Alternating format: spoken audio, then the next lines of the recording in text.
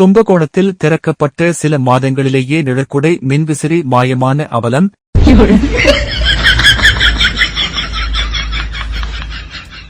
கும்பகோணம் பக்தபுரி சாலையில் உள்ள அரசினர் ஆடவர் கலை கல்லூரி அருகே மாணவ மாணவியர் மற்றும் பொதுமக்கள் பயன்பாட்டிற்காக கடந்த திமுக ஆட்சியின் போது தொகுதி மேம்பாட்டு நிதியில் இருந்து புதிய பயணிகள் நிழற்குடை ஒன்று கட்டப்பட்டது.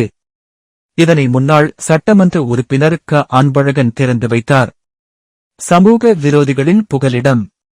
இந்த நிழற்குடையில் இரவு நேரங்களில் மதுப்பிரியர்கள் மது அருந்துவதும் அங்கேயே உறங்குவதுமான சமூக விரோத செயல்கள் தொடர்ந்து அரங்கேறி வந்ததாக கூறப்படுகிறது. இந்நிலையில் பயணிகளின் வசதிக்காக இந்த நிழற்குடையில் 2 மேல் மின்விசிறிகள் பொருத்தப்பட்டிருந்தன.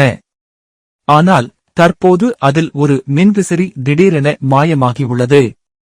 கோடை வெயிலின் தாக்கம் அதிகமாக உள்ள சூழலில் மின்விசிறி திருடப்பட்டதால் பேருந்துக்காக காத்திருக்கும் கல்லூரி மாணவர்களும் பொதுமக்களும் கடும் அவதிக்குள்ளாகி வருகின்றனர்.